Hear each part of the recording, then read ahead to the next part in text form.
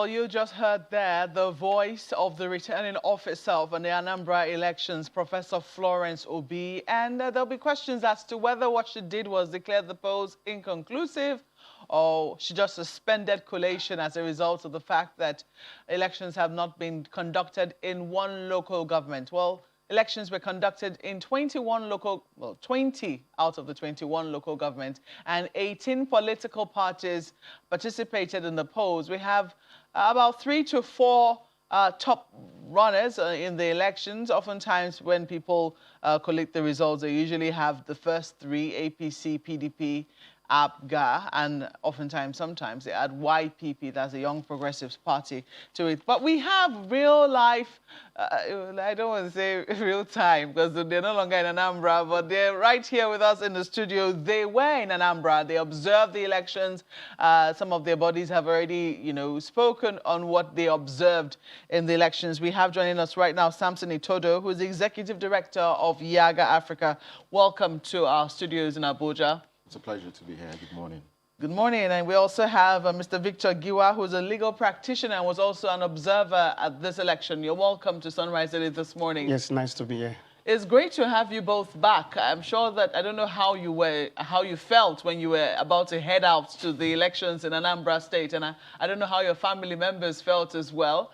But initially, when we did see a few of our correspondents speak to us, a few of them were wearing bulletproof vests. And I think that was of immediate significance to anyone who was watching the polls to say what exactly was, that was basically the fear of insecurity in Anambra. But it turned out to be a pleasant surprise of some sort, because it would seem that, nothing untoward happened on the day of the election at least. And we have seen some successful conduct of the elections in most parts. Can you give us your own assessment of it? Well, Marpe, you're right. This was one of the most difficult elections that, whether as INEC or even as observers, had to deal with. Deployment was, planning for the election was as though we're preparing for war. And you can see that the insecurity that plagued the context created an atmosphere of apprehension and fear, with either sit-at-home orders and then the later withdrawal. All this impacted on that atmosphere. You could see that INEC offices were attacked at different points in time. And so even the commission had to grapple with the challenge of preparations. But on election day, it appeared that all the entities, all the security plans, and all the advocacy and campaign for peaceful election did work, because the entire election, but for cases where you had security breaches and challenges, the election was very peaceful, I must say. But there are 5 key takeaways that we need to draw from these elections. And for Yaga Africa, is that one, that despite INEC's innovation and logistics framework that seem to have addressed some challenges with logistics, that the perennial challenges with poor logistics still remain within our electoral process, and we have to deal with it, because on Saturday you had late arrival of officials. As at 7:30 a.m., polling officials had only arrived in 17% of polling stations based on our PVT data. So we've got logistical issues. The second takeaway is that whilst technology can enhance the integrity of an election, technology can also undermine the integrity of the election and also lead to the disenfranchisement of voters. The BVAS device that was introduced by INEC for this election, fantastic technological innovation, no doubt, and we strongly support that we should sustain the use of this technology for our elections. However, the fact that it malfunctioned in some polling units, they were fixed, in others they weren't. And if you could hear from INEC's press briefing on Saturday, they talked about software hiccups and challenges. I think that INEC needs to audit its own processes so we don't have these issues in our elections. We'll come to the beavers much later, especially when we focus more on technology and the deployment of technology in the polls, because it certainly has implication for the 2023 elections. And we've seen just the furore that was created over the amendment of the Electoral Act and whether or not there should be something as simple as electronic transmission, and we saw the conversations that went on around it. So we'll come to that shortly, but I'd like to take your own observations, Mr. Giwa. What was of particular significance to you when you went to Anambra? Well, thank you very much. I think the first thing is the fact that Anambarians were actually in a very, very dicey situations. There was palpable fear. Just from Onitsha, when I got into, I personally got into Anambra State on Friday. My other observers were already on ground. And on Friday from Onitsha, which is known to be a very busy place, everybody was indoor. And I was wondering, and I was asking, the security guys that were with us, that, are these guys not going to come for the election? And they said it was because of not no movement at that time. It was because of the position of the iPod and all of that. And that they have told them, that was the day the declaration of 5 days sit at home was supposed to have started, as declared by iPod. And of course, within that same day, we do that pronouncement. There was really when serious you said Friday, tension. Was it Friday a day before the election? That is Friday a day before the election. Okay. Yeah. Because I also know that on that Friday, the IJ had declared that there will be no movement, no vehicular movement. In Anambra. that would be from 11:59 p.m. That's in the night to the next day. So at that point, what was really in the mind of Anambra was the fact that iPod has declared that there will be a 5-day sit at home, in the previously, and that date was supposed to have started. So I tried to interrogate, people I saw, and they were like, "Oh, iPod have said before." Very few of them, had to, come to in terms with the fact that they have withdrawn that declaration and all of that. And there was tension. People did not believe that the process, was going to be peaceful because of the activities of iPod prior to the day of the election, and the fear that they've been able to instill on the voters, even to the point where on the election day, people were still having this, they were just looking through the window, how is it going to be, and all of that. But it was good that the deployment of security guards, security were able to at least douse the tension, and but the environment was tensed, actually. It was palpable fear, and people did not know what they were going to expect at a point, but big on the fact that there were full deployment of security operatives that was able to bring down the tension. Well, for a number of people, the deployment of security operatives was a double-edged sword, and they weren't sure in which way it was going to swing. But thankfully, it was seen that it eventually swung in the positive direction, and that was to reassure the people that it was safe for them to come out to vote. So on Saturday, I'm sure you also went round as well. What did you see? Yes, I went round. At least I was actually assigned to Oka North local government. I went then also pulled to Oka South local government. Well, voters' turnout was very poor. Of course, flowing from the threats, like I said, and the people need to, at some time, they need to start getting themselves together and to decide whether or not they were going to cast their votes. Like he said, like Samson said, INEC officials did not get to their various polling units at record time. And there was this issue of what is going on. And at least the voter turnout was very, very poor. The psychology of the voters too also affected them. They also felt that, look, this election, it seems not going to be old. We are not going to risk our lives. It's not worth risking our life, to come out there, line up and vote. But after some time, at least after the observation there are some places where elections started around 12:30, especially in Oka North local government. The electoral officers came to the local government area at 12:45. So you could see that people started picking up the confidence that, okay, maybe this thing is going to work. And so the turn-up started, graduating, started going well, up. Well, it was seen that it went up in most local governments apart from Ihiala, because listening to Professor Florence Obi there, she said that INEC did not deploy in Ihiala as a result of elections were not conducted there as a result of security. So much as it was seen that, there was security coverage for most of the states, there were still, most of the states rather, there were still areas where there were concerns, and it would seem that perhaps maybe the security coverage wasn't enough, or maybe there was, we're not quite sure now, we haven't heard in concrete detail what the security challenge was, but what, to the best of our knowledge, no elections were conducted in Ihiala local government area. I am surprised when she made that comment. I don't know what she meant by lack of security, because to the best of our knowledge and to the best of what we saw, the numbers of police that were deployed, the number.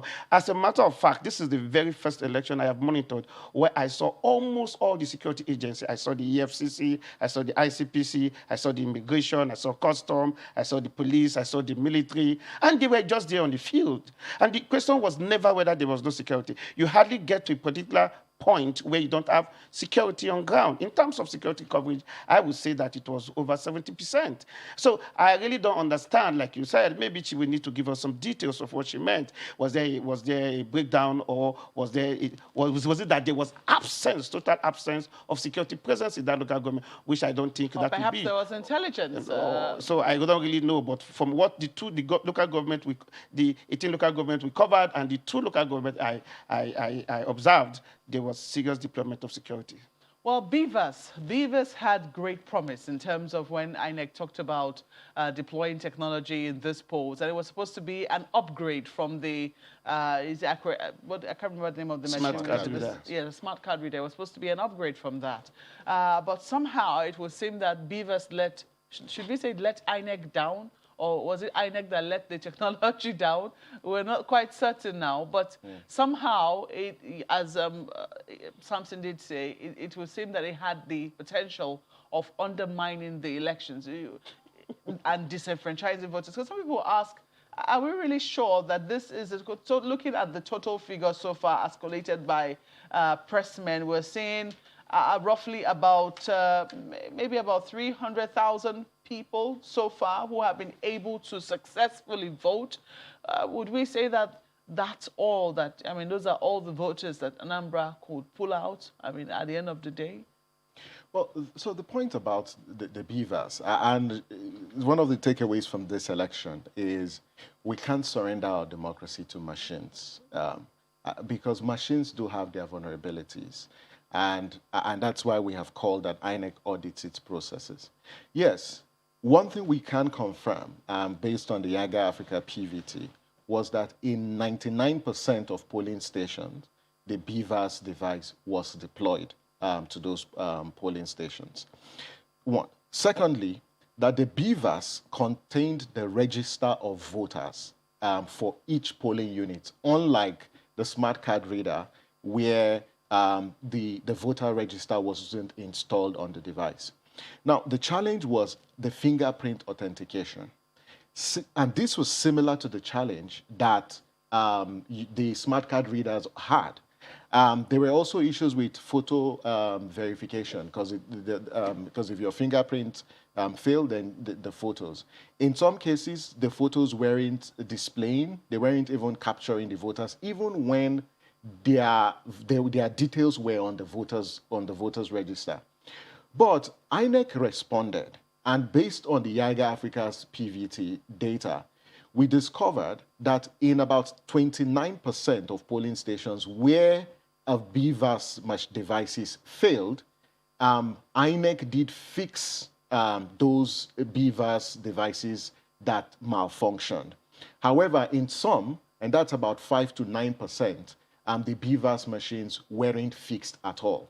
So potentially, the Beavers device did work well in majority of the polling stations. However, the fact that you had challenges in some could potentially undermine the elections. Because I was in a particular polling unit on Saturday where this gentleman, who was a first-time voter, had his PVC, his details were on the device, but it couldn't verify both his fingerprint and his image. And when this was escalated to INEC, they deployed their officials and they fixed it. And that's the point that INEC was making around the software glitches. And from a policy standpoint, and I hope INEC goes back, what occasioned these software glitches? Could the officials who were responsible for performing due diligence on these devices before they were deployed, did they perform their role and their function? or it was a result of mischief? These are questions because INEC has a duty to continually build confidence and inspire confidence on the part of people. But that same device was used to upload the results from the polling units. And the INEC election results viewing portal was a game changer in this particular election and in previous elections where it's been deployed. Because as at Saturday night, members of the public had access to the result. And so it's really transparent. So you could see it. And it just reinforces the fact that the position taken by INEC, by the National Assembly to legalize electronic transmission, we hope that they conclude the process as soon as possible so the president can assent to it, so that that portal can be used, for results transmission and collation. But I'd say that from Yaga Africa's PVT, that the results so far announced by INEC were not manipulated. They were a reflection of the votes cast. If the results fell out of the PVT's margin of error, then we would have taken a position that the results have been altered. So all through the value chain of collation, as far as the Yaga Africa PVT is concerned, we can verify that the results so far declared by the returning officer are a true reflection of the ballot cast on Saturday, and those results have not been manipulated. The challenge is the turnout of voters. And based on the Yaga Africa PVT, the turnout of voters will be between 10% and about 12.5% or 13%, based on the votes cast on November 6th. If the final figure, because the process is inconclusive, if the turnout figure falls out of this margin, it therefore means that somewhere along the value chain, that some alterations or mutilations were made. But for us at Yaga Africa, we can verify to the Nigerian people and the people of Anambra State that the results so far declared by INEC and the returning officer are a reflection of the ballot cast because they fall within the margin of error of the PVT that we deployed for the election. PVT again means? It's the parallel vote tabulation, because we deployed 525 observers to random sampled polling units across the state. In fact, in Ihala, none of the sampled polling, elections didn't hold in none of the sampled polling units. And as Saturday evening, we did issue a report that there was no election in Ihala. So it was heartwarming to see that INEC yesterday did declare that elections didn't hold in Ihala for a couple of reasons. And I think, and I agree with Victor, that INEC owes the Nigerian people some level of transparency. We would like to know that where are the polling units where elections didn't hold as a result of the failure to deploy due to security challenges? Where are the polling units where elections didn't hold because there was community resistance? And where are the polling units where elections didn't hold because either INEC officials compromised the process? Because there are reports that in some places, yes, INEC officials actually sold result sheets and they were arrested by the police. These are the information that we need to ensure that, yes, the commission is seen to be taking action to hold its own staff accountable. So at the end of the day, this entire process would not be challenged due to some of these shortcomings. Well, I'll come to you, Mr. Giwa, but I understand that my colleague has questions for you. So let's hope that he'll be throwing some your way shortly. Chamberlain. Well, he will be a little patient, but let me go to Samson. Well, when you say that the entire process will not be challenged by some of those shortcomings, but concerning the allegations about vote buying, what do you think that does to this whole process, having enumerated the advantages that this process conferred, of the voting conferred on the entire process? I think there are two fundamental issues. The first is, at a point on election day where vote buying occurred, what did the security agencies do? Because if, based on our data, that in 99% of polling stations, there were security agents who were present in those polling units, did they reprimand the perpetrators of that act? Because it is against, the Electoral Act. It's an electoral offense. And so what was EFCC, who deployed for the election, or the police doing? Because the point for EFCC deployment for elections is to curb, vote buying. So that's the one question. The second question borders on, political legitimacy. That what you have at the end of the day, is it procured or purchased turnout, or it's a procured or purchased outcome? So it borders on whether the outcome is indeed a reflection of the free will, because when you buy votes, you undermine and compromise the choice of voters. Therefore, you can't say the outcome is a product of free choice. But the fundamental question we need to ask is, how widespread was this? And one of the heartwarming developments from Anambra was a particular scenario or situation where voters rejected, the monies that were presented by party agents to buy their votes. I think that's one lesson that we need to amplify and show Nigerians that it is possible to cast your vote based on your preferences and your conscience, and not selling your vote to politicians who, at the end of the day, will not provide the transformative, accountable, and responsive leadership that our society and Nigeria as a whole dearly needs.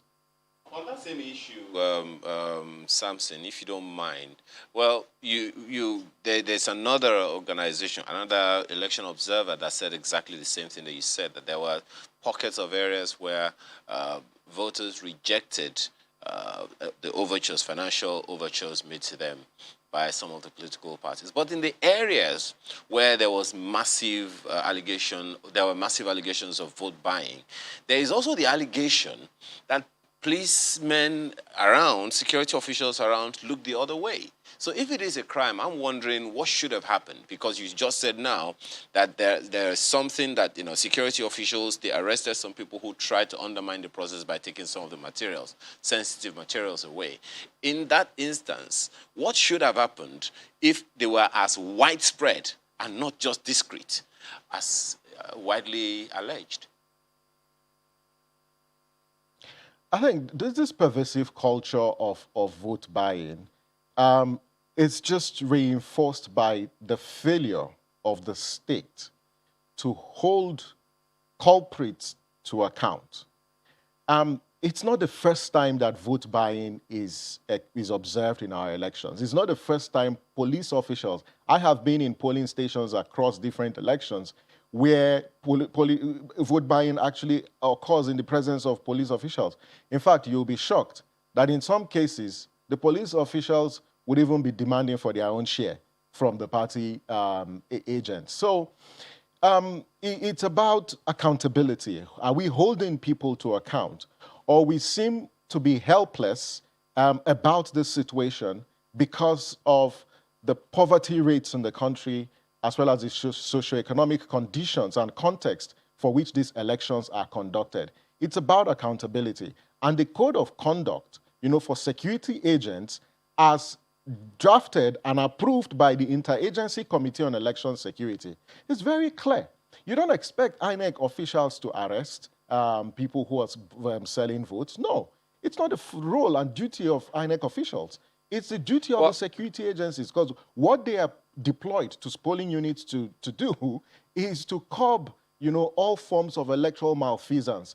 And when it happens right before them and they don't reprimand or take any action, it just raises the question of complicity. But I must say that for the Anambra elections, we must commend the security agencies for their non-partisanship and professionalism. What Anambra tells us, and particularly November 6th tells us, that it is possible in this country to have elections where security agencies can be non-partisan and can be professional. And this was not the case in previous elections. But what we have seen from Anambra November 6th shows that they can be non-partisan and professional. All right. We hope that for the rerun of the supplementary elections tomorrow in Iala, they will maintain the same posture as well as subsequent elections. Okay, we'll return in just a moment and explore some of these other matters that popped up during that election. Don't go away.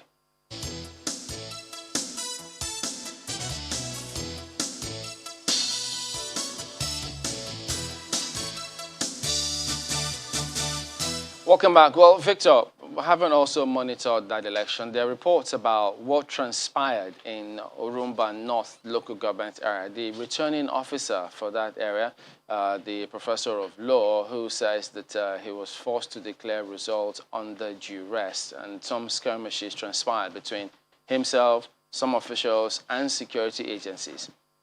What could be the implication of that? First of all, if you give us your impression about what that means. Well, thank you very much. When, of course, it is simple a legal issue. When a returning officer declares a result and he says, or he admits to the fact that he declared the result under duress, that that result will, on the face of it, not be admitted, because, I mean, you can't declare a result and say the result at your own instance and say that you declared the results under duress. First of all, it tells you that that is not the actual amount of, that is not the normal result. One. Two, it tells you that the result has been compromised. Three, it tells you that there were some other underdealings that surrounds that result. And so that result by INEC should not be accepted as a valid result within that environment. I mean, there's nothing as confessional as saying that when a returning officer says, I declared a result under duress. So that result should not be admitted as a validly accepted result, because, like he said, at his own instance, that he declared that result under duress. But I mean, as you can see, it doesn't seem like it's a contested issue, because it is part of the results that have already been collated. What does that mean then?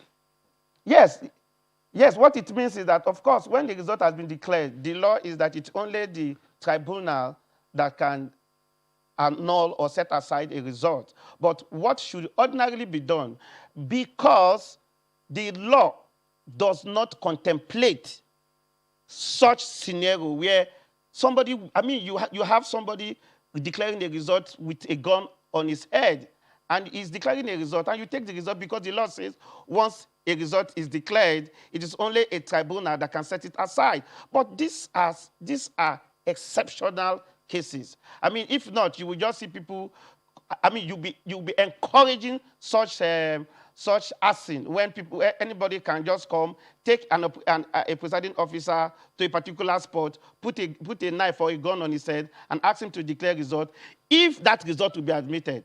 So the law that says that once a result is declared, it is only a tribunal that can set aside that result, does not actually look at such situation where a returning officer will say on his own accord that, look, I declare that result, under duress. So that is the situation right now. But ordinarily, and that is where discretion must come from the INEC official, when somebody declares that, I have declared the result under duress, you should also know that that result shouldn't be accepted. But as it is going to be, they're going to determine. I know that INEC was following the principle that says that once a result is declared, that it's only the court of law that can set it aside. But like I said, that particular position and principle of law does not take into consideration such circumstances where INEC officials or a coalition officer will say that I have declared a result under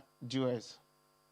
Mr. Toda, I wonder if you have something to say to this particular matter, because, I mean, I at some point I remember INEC was also making some pronouncements along the line that, look, if an election is declared under duress, there were some things that they also said they were going to do. As add that to the fact that the National Assembly had also contemplated, I don't know the final position of the National Assembly on giving enough powers for INEC to take any action or not when an election is declared under duress.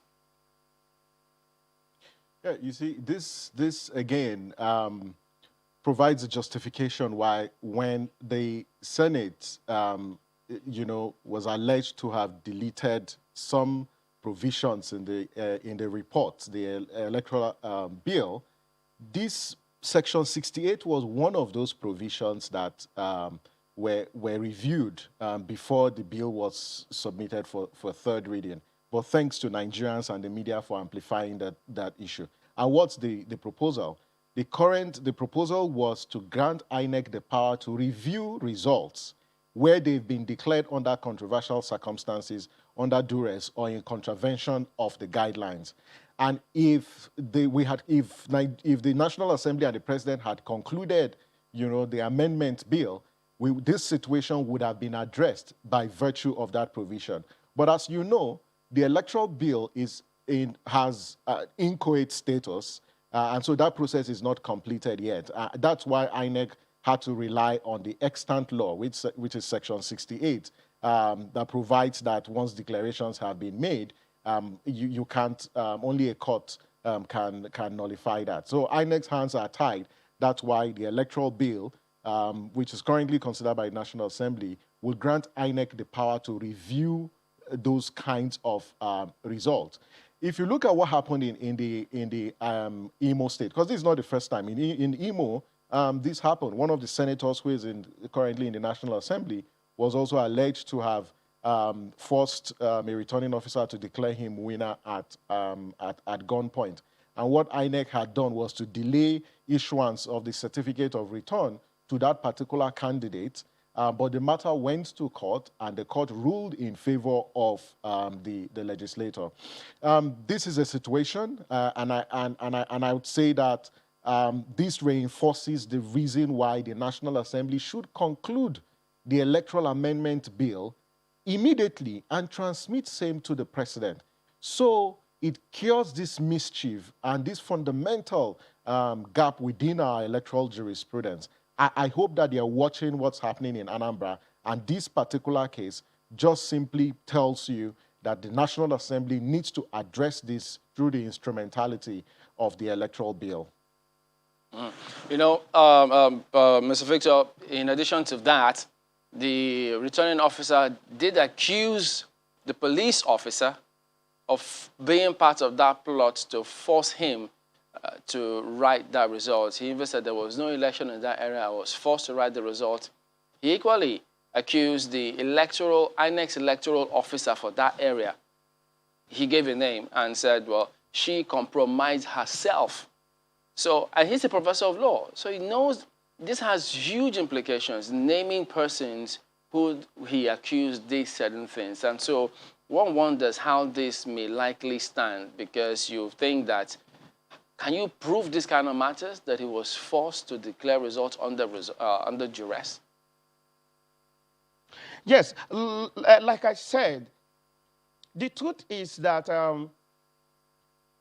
once a result is announced under Section 68 of the Electoral Act, the law is that, and based on reported cases and decided cases, it is only the court that can look.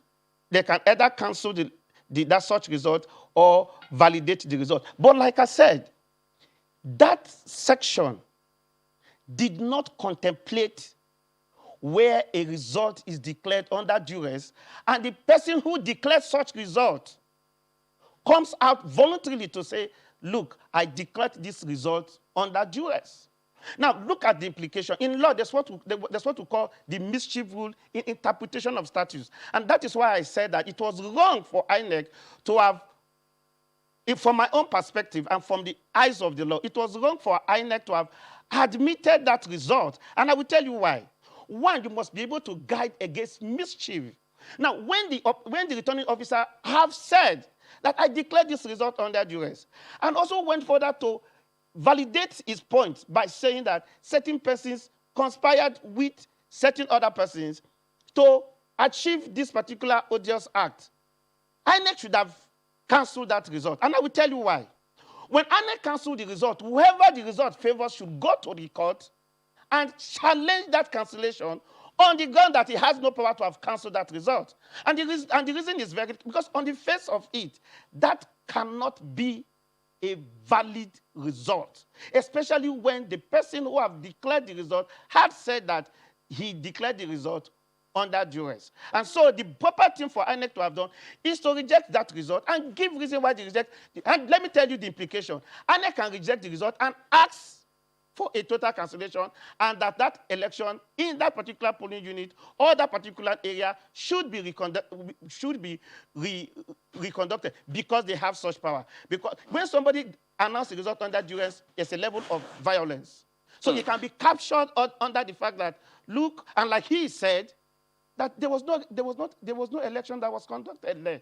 So I think that the proper thing to have been done was for the INEC officers not to admit such result and allow whoever the result favors to have challenged the result and challenge it under the ground that, well, they would have at that point have cancelled that result. But for you to accept that result is for you to validate illegality that is barefaced.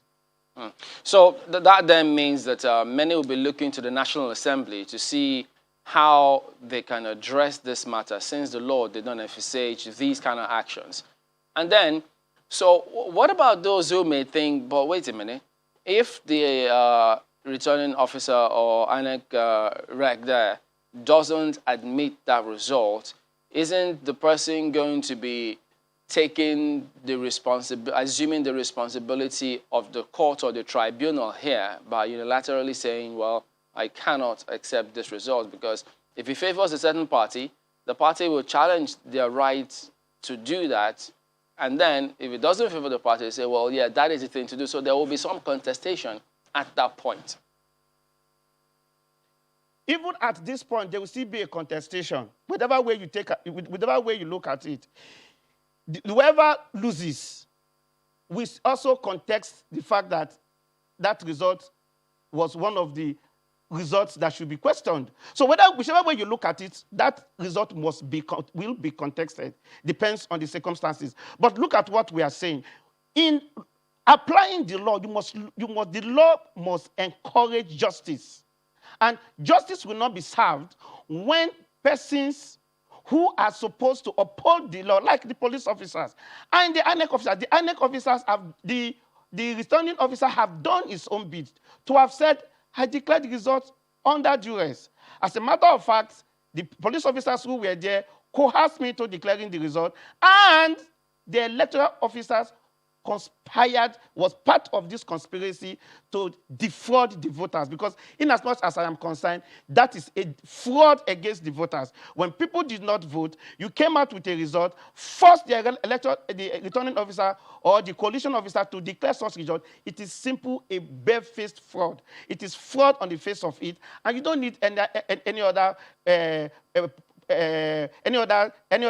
means or way to design that. So what I am saying, and I must be able to state this clearly, at that point, two things could have happened or should happen. INEC should have waited before he admitted that result or cancelled it. And let me tell you, the power to suspend a result or cancel a result when there is breakdown of law and order is still resident on INEC. Although that express provision says before the result is announced. But we can extend it to say that, look, because we must look at the fact that we cannot encourage violence, whether it is barefaced violence or it is tactical violence, because when a police officer comes to you, a police officer that should preserve and process and protect the process makes a returning officer to declare a result. I don't think that should be allowed to go because you've been encouraging that. Well, Samson, I mean, at this point, it does suggest them that to discourage these kind of matters, the police officer or the INEC electoral officer or whoever is involved in this, the law should prescribe some sort of actions for those kinds of persons.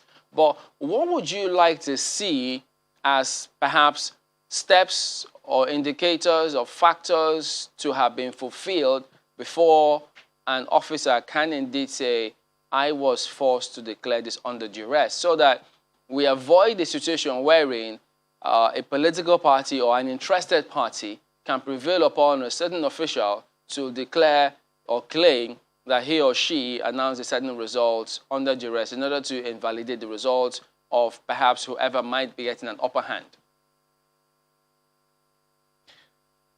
I think first, from a policy point of view, we need to incentivize, exposure of this nature. That returning officer needs to be commended, needs to be celebrated for the courage to have come out to state his own side of the story and state what transpired. So we need to encourage, more returning officers and even presiding officers who demonstrate this kind of impeccable character and fraud. The second point is the process of collation needs to be transparent. Because the reason why you have observers, media, and party agents in collation centers is it gives them an opportunity to gather evidence. So when questions of accountability are raised, they can also tender the evidence and the information.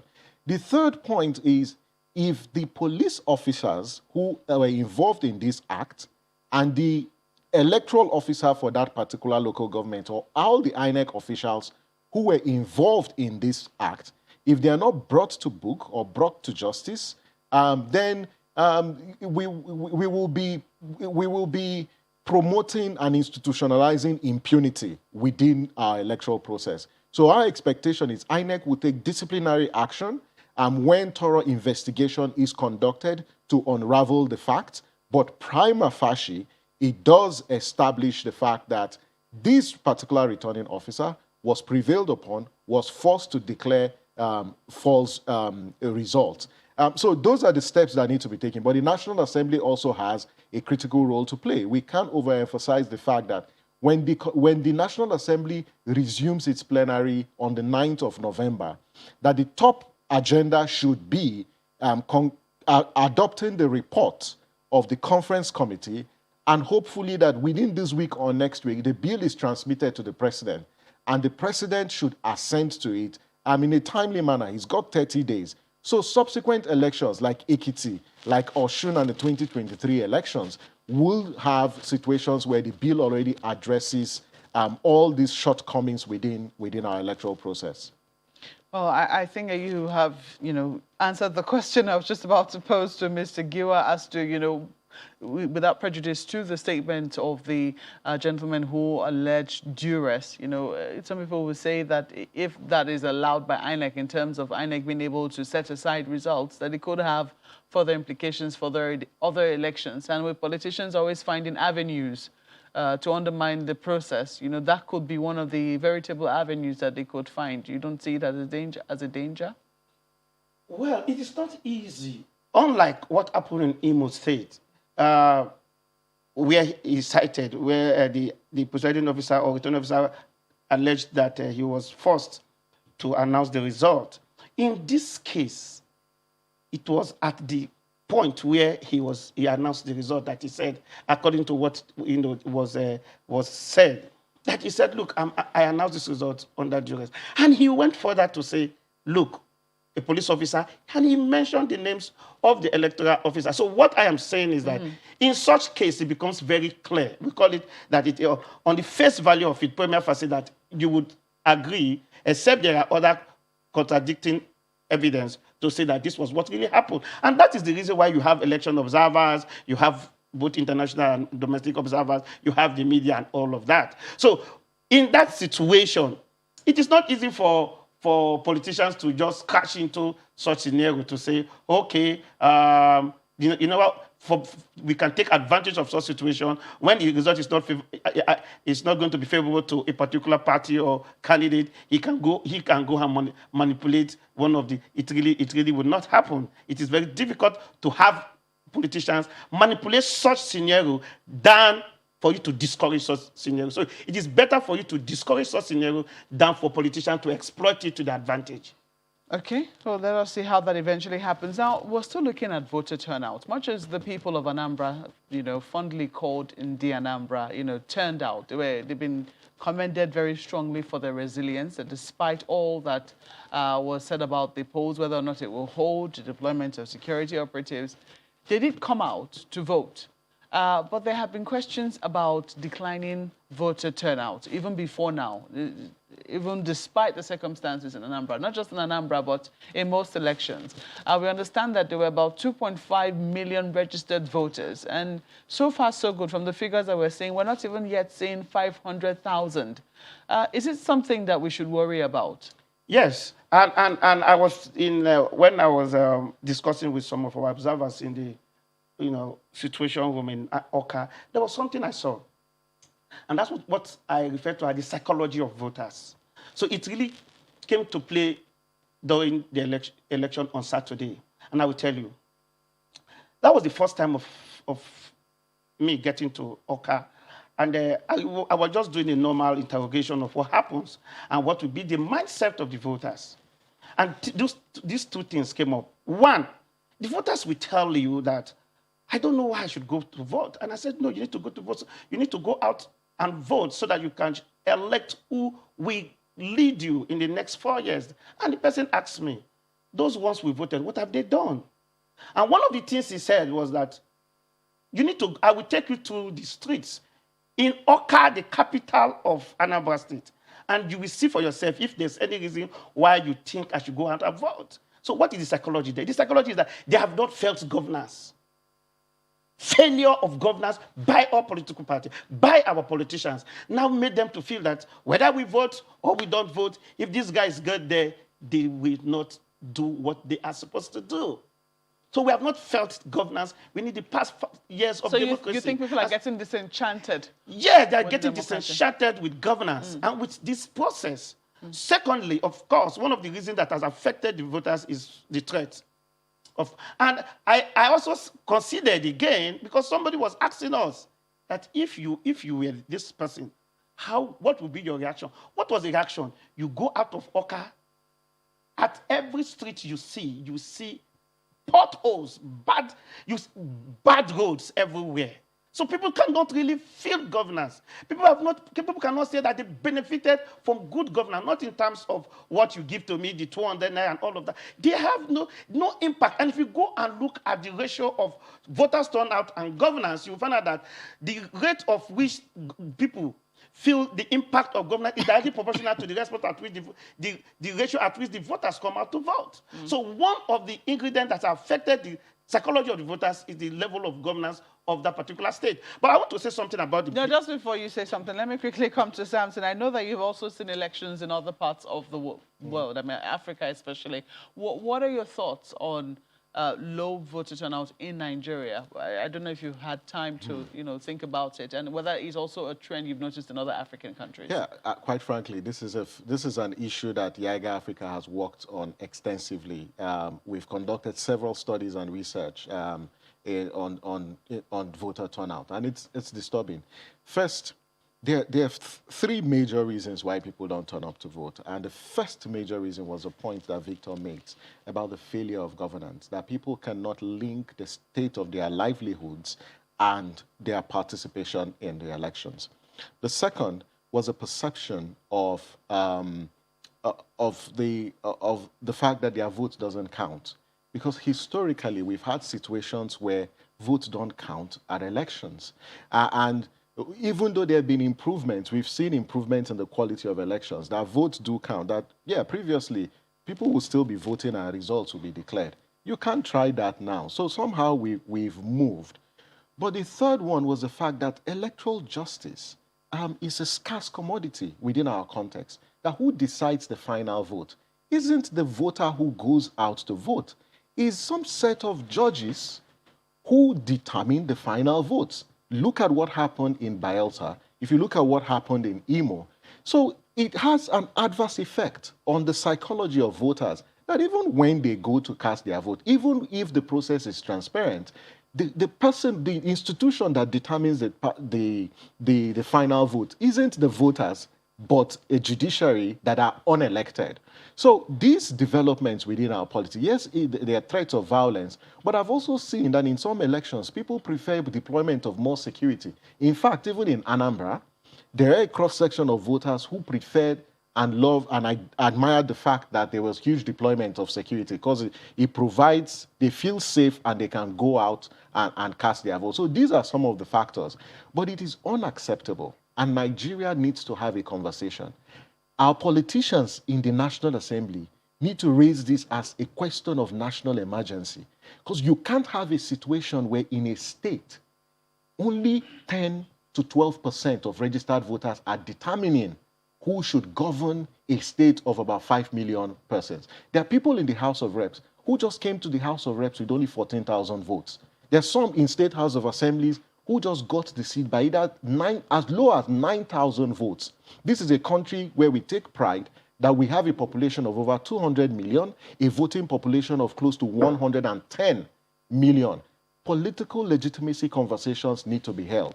The more people refrain from voting, the more question on political legitimacy, whether the people who are leading do have the legitimacy to hold that particular office if they are only elected by a few people. But for those who don't come out to vote, they also need to know that when you don't vote, someone else is voting for you.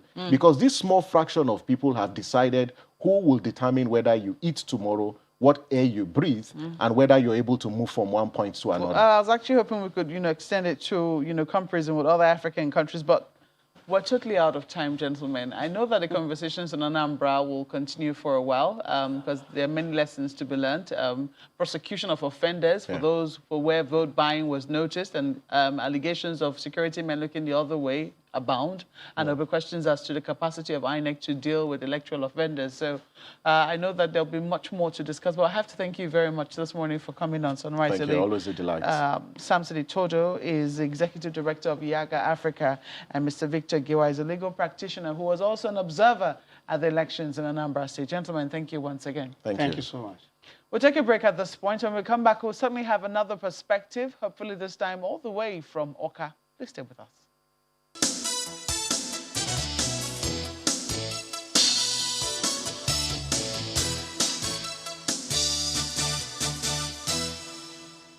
Welcome back. Well, now we've got Ene Obi, who is the convener, Situation Room, and she's also the country director, Action Aid. Good morning, and thank you for joining us on the program today.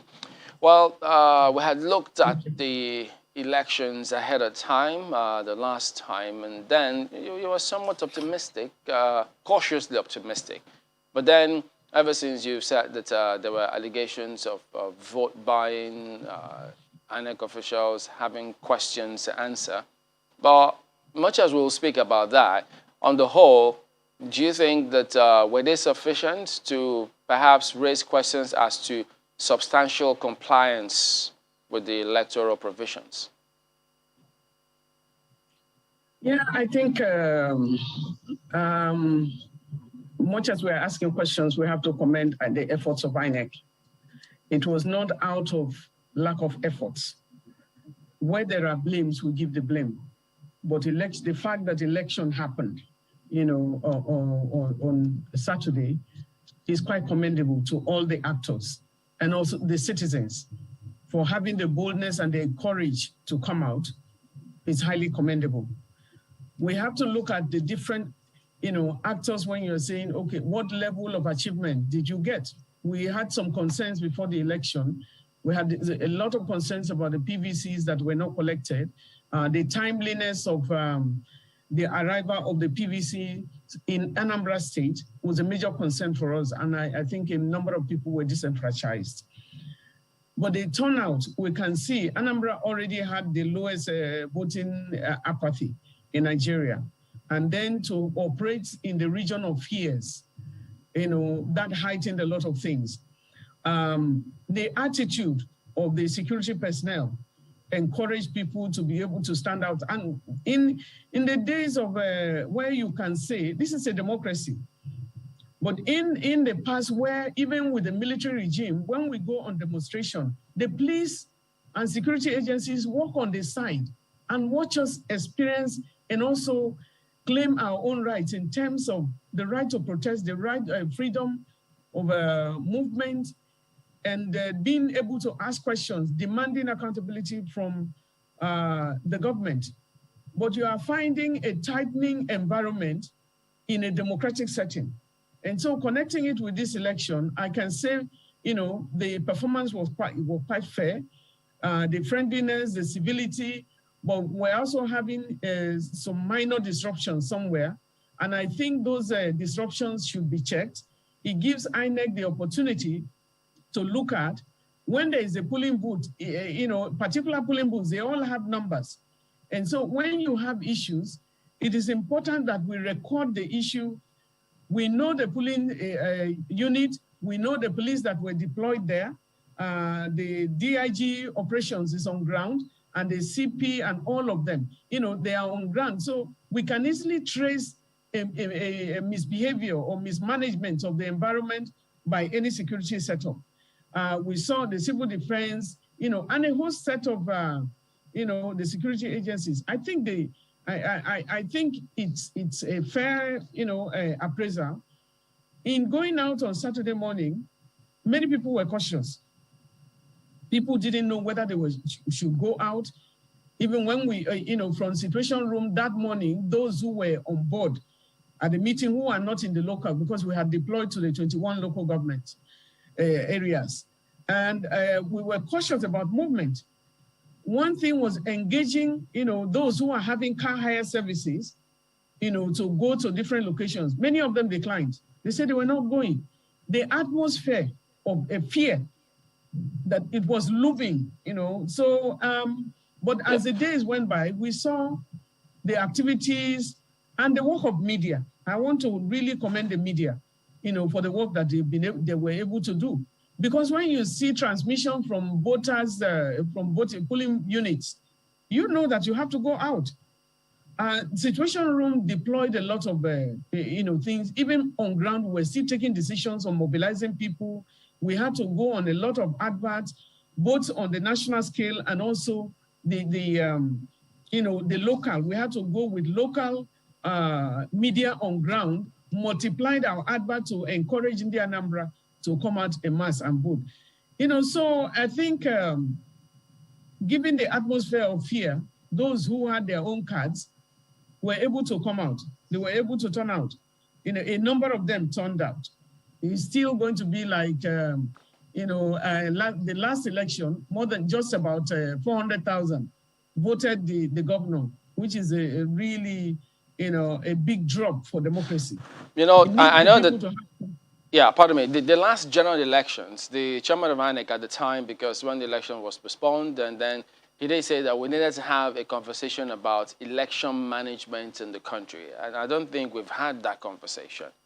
But does this make a case now in terms of how the logistics turned out? Those who didn't want to go for fear of what may happen at the end of the day if they had participated.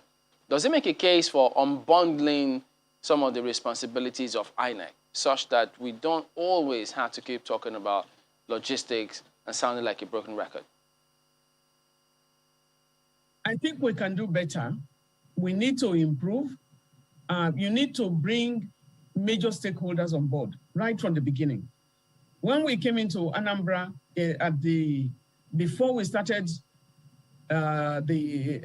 before the election itself, we had meetings with the security agencies. They made promises, and we are holding them responsible to those promises. And I think at the end of when the election is concluded, we need to have another conversation.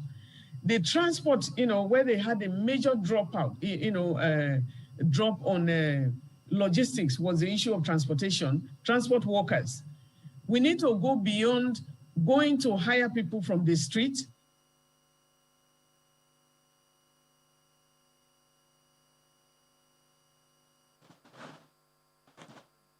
Oh dear. Okay, we'll try and reconnect. And so, well, some of the challenges that was posed. Ms. Anna, are you back now? I'm still on. Okay, go ahead, please. We lost you for a while. Okay. I think there are a lot of confusions. We need to be able to come together, with all the stakeholders. And I was trying to say that the transport union need to be engaged. And you don't just engage with them at the local level. If the transport workers are on board and they're able to also connect with the security systems, connect with that management level, I think it is very, very important. You can see that before the election, there was a peace accord. So the National Peace Committee came on board with the Kuka Foundation to bring in all the politicians on board. We need to even invite, all civil society organizations were invited. can we bring on board all the stakeholders so that they are leaders, the leaders of these actors are involved from the beginning? It's not enough to just sign a bond with them or sign an agreement with them and think that they are all going to come, because the fear is real. Even those that were engaging, it's a very difficult thing. But as the day went by, I think a lot of people will look back and say, oh, I wish. Some of the hires we have, under normal circumstances, they will charge you a particular, that they will charge you maybe, 20,000 a day or 25,000. They charge double for them to risk their lives to go out, because there is no duplicate to, there's no duplication of life. And so the fear is real.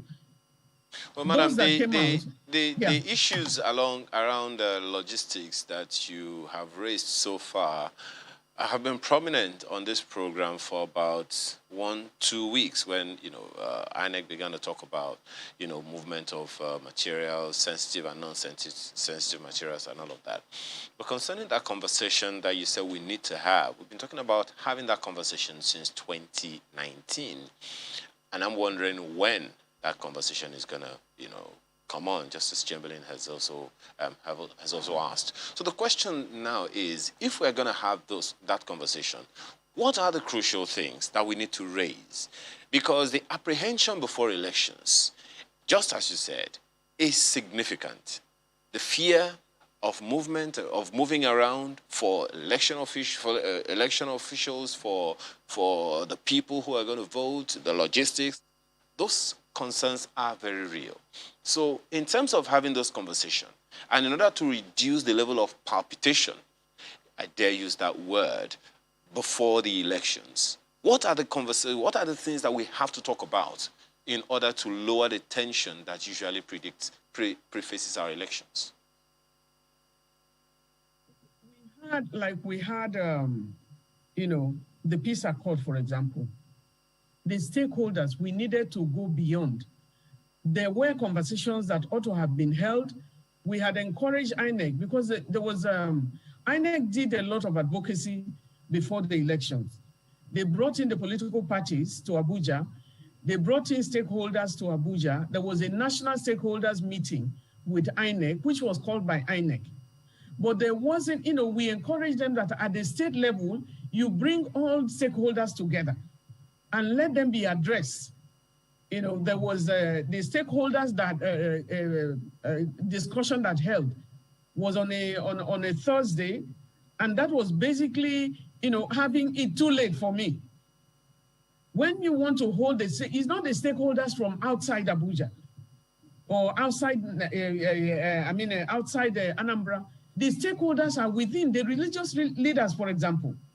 You needed the traditional rulers. The Igbo culture is very heavy on tradition. How much of them were engaged? But we have to also recognize the fact that from before this election, the tension was all over. I think the level of fear, even in the local community, was something else. And if they had brought them together, they need to engage even peace accord within the locality itself. It's not enough to bring. It's okay, and it really helped the election with the coming of the National Peace Committee.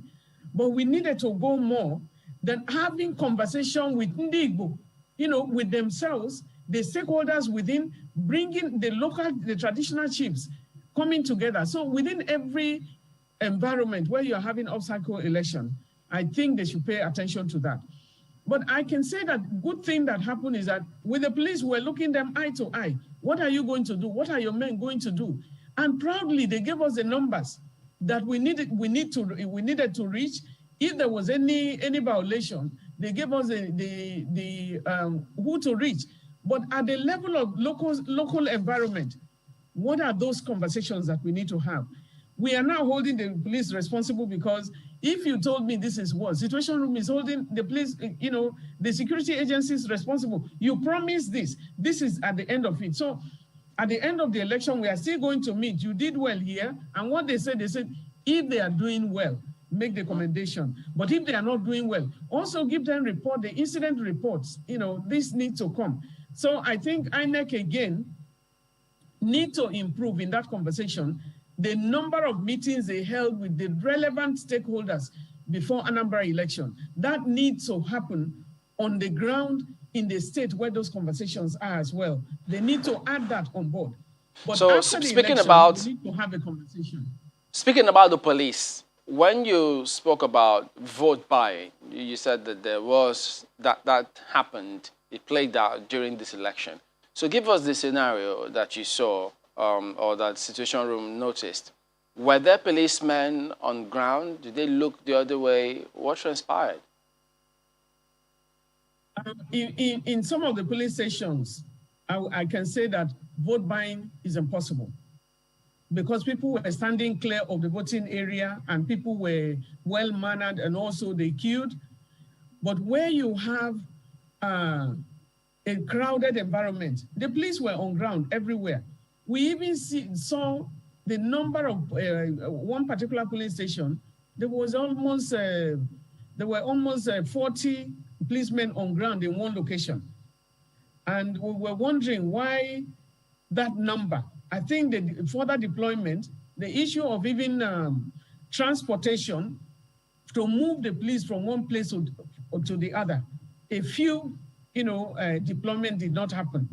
And that conversation is something that needs to happen with the top level. But almost every polling unit that you went to, the police were there. On vote buying, where there is a shrouded, the police, in one particular place, I remember that the police stood clear and anybody that was moving close to any voter, they directed them, they told them to stay clear of that environment. That's what is expected of the police. Because we were promised that if there was vote buying anywhere and the police noticed, the CP promised that those people would be arrested. But we're seeing a few cases where they looked aside, but the remarkable, and I will say the heroes, in one particular unit, I will recommend, I look at them as my heroes because they rejected and chased the person who came out with money as the person was bringing out the money. They rejected immediately, and when the commotion started, the police looked that way and saw what was happening and drove and they pushed the guy and said, you need to leave the place. They didn't make an arrest, but that was, the person was driven away. We expect more from the police. In order to tighten that arena, I think we go back to the drawing board and let the police, in terms of the orientation they give to the police force before the election. And so those are conversations that we're having. But we say tighten it further by ensuring that the police that are going to monitor elections, they are fully paid before they move. They are fully paid their remunerations. Some of them acknowledge that they were paid. There were others that acknowledged that they were not paid. We don't want a 50-50 situation. We want a tight, it's a matter of policy. It's a matter of guidelines that you have. You need to meet up with that. So we hope that going forward, the police will tidy up that. We are going to give them the feedback. They tell us again, we will monitor them because, I think this election, however, is an improvement on what some of the things that have happened. On the issue that you just raised now, madam, concerning the policeman, the fellow that was chased away when he attempted to give people money, shouldn't he have been arrested in order to find out where he's coming from and all of that? So as to maybe, because the person who came definitely came for somebody, got money from someone to try to instigate some actions there. Shouldn't he have been arrested for further investigation and possibly, eventually find out where the source is? I think he should have been arrested immediately. He should have been arrested. What happened, we had so many of that happening. This was a guy that was giving them 5,000. There's a lot of poverty in the air. 5,000 naira, and these people rejected. But the police were there. We will be giving feedback, of course, to the DIG operations and and the first PRO, because we all gathered, and had that conversation. There was a huge meeting that was organized by the police, with the civil society and also the media, and we are expecting that they will live up to the expectations. But I think when you look at lessons, because it was not a massive, this is more watertight than what we had in the past. if there was, we saw that some of the police stations were a bit crowded. You know, it's like at the final moment where they're supposed to queue and line up to go one by one, there was a bit, of a crowd, which is not even supposed to happen because of COVID-19. COVID-19 protocols were not practiced. The guidelines were not obeyed in many of the polling units. So even without COVID-19 protocol, people were supposed to line up one after the other, so that if that happens, it is difficult for somebody to walk and start giving them money, and so it was a close-knit experience for some of them. I think that, yeah. Okay, some of the participants, even observers, had expressed their frustration and disappointment regarding the biometric voter accreditation system. So what is it that you like to see as a major improvement given the challenges that befell this election? We can't be having problem with the beavers, for example. We cannot be having it because we are asking. We fought for the electronic transmission of results. Accreditation was done. The beavers problem, when you mobilize people, if there was a heavier turnout of voters, there would have been so much disappointment, because of the failure of some of the beavers. To have the location for almost 400 beavers having problem, is a nightmare. And the technical capacity, what we know is that INEC has the capacity to be able to correct this. And so let them correct that and ensure that the beavers are working. I saw a lot of excitement for those whom they take their picture and their details come out immediately. It was an excitement. But so they need to get the beavers right. I think from the explanations we are getting from INEC is that the first batch of the beavers that they got had no problem, but the second batch, some of them were having technical issues. Good thing that I will say happened from the point of INEC on that was when we escalated. Each time we escalated that there was a beavers issue at one point, they were able to reach them and they corrected it. Well, madam. So that technical capacity, we need INEC to train massively, those who can handle the machines, not just handling when they have problems, because machines will have problems, but we need to be able to put it down. Well, I just want to ask a question around the inclusivity of the election. How inclusive, in your opinion, was it? I noticed that one of the, when you were having that conversation with our political editor, Sean Kimbaloye, there was a polling booth that was elevated. So that's one of the things that makes me ask this question of you. How inclusive was the election for you, as good as we praise it to be? Yeah. Yeah, the new guideline that was brought out, that people with disability should be given priority, pregnant women should be given priority, and elderly should be given. We saw that in practice. But very few of the polling booths were not, they did not accommodate the issue of RAM. A number of the primary schools or the environment we had, they had no RAM. And so there was a difficulty in terms of helping. But it was amazing when you see others, the citizens helping themselves, helping the elderly to make sure that they got up to a point. And the uniqueness of it was that where they were not able to climb, the INEC people was able to come to them, as you can see, with the elderly lady and a couple of others. But what we didn't see was a braille, meaning that many of those who were blind did not either come. We didn't see them making an attempt to vote, but from the report from our member, people with disability, they still are yet to confirm if they saw any braille. So we need to improve with that. But I think this was an improvement. Unlike, elderly will not want to come because they cannot stand for too long. They were accommodated here. And so I think we can improve upon it. We'll go back to the drawing table when we're having the meeting with INEC to let them know, to get the feedback, and we will be monitoring them at that level. Do you see a situation where, since, I mean, maybe when the electronic voting bill is signed into law, do you see perhaps when the media, including the broadcast media, will be able to exit poll since the results will be the same across board? I think it's interesting. You know, it will be interesting to witness that. And what is happening here, like I stated earlier, before midnight, we already had almost all of more than 4,000 out of over 5,000 polling results already uploaded to INEC portal, and the portal is there. And I think, you know, the media has done a great job in focusing on that. What we need to also focus is the promises that are made before. And then during, we will look at what is going on, and then after, we'll be able to look at what is coming on board.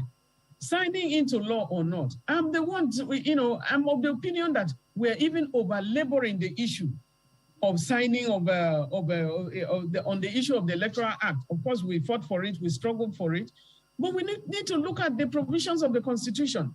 Are we not really overworking ourselves? The Constitution has already given INEC the right, the authority to organize and conduct elections. But we are stepping down and really putting so much energy. The umpire should be able to conduct the election. The National Assembly is a supervisory agency. Let them tell you what they are doing. Of course, they can explain to you what they have done or what they will do, but it is not for you to judge and start hand twisting, you know, what the things that they do.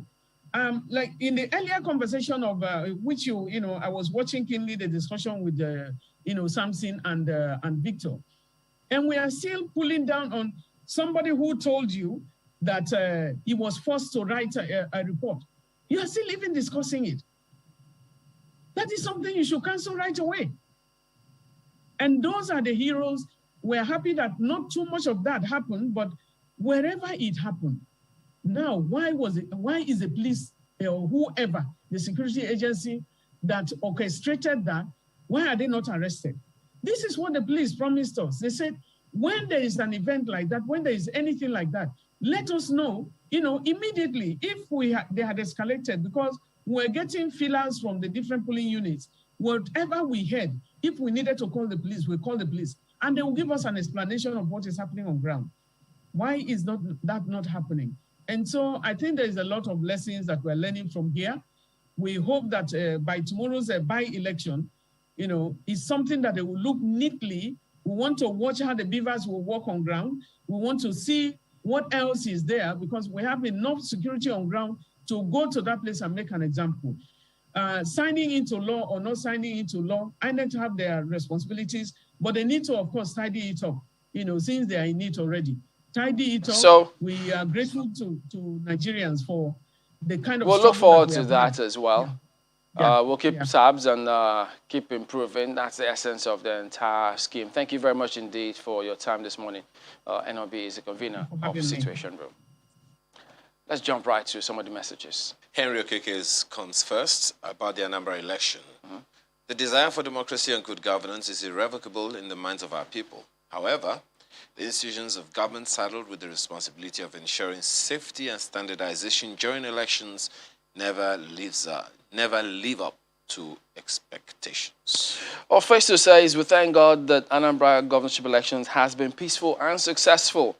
Whoever is declared winner by INEC must unite and focus on serving all Anambra people. Kudos to the Peace Committee, traditional rulers, INEC, civil society, and Anambra people. Well, let's look at Olorunloba Adeni. It says, so far so good. The doomsday predictions have come to naught. Let's not take anything away from INEC. They've done pretty well, even though they can do better.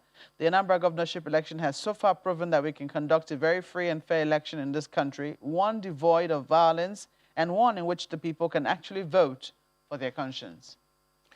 Well, there was actually one that came in from a lawyer who was talking about that from EC8A and EC8C concerning the challenges that the results could not have been validated because they did not impugn the integrity of that results that were entered in those forms. Yeah. Anyway, so I'm pretty sure it's something that we can look at tomorrow. That's the show today. Yeah. Thank you so much for your time and your thoughts. I'm Ayo Makinde. Have a wonderful day. I'm Chamberlain, sir. See you And next time. And I'm Maupe Ogu Yusuf. Bye-bye.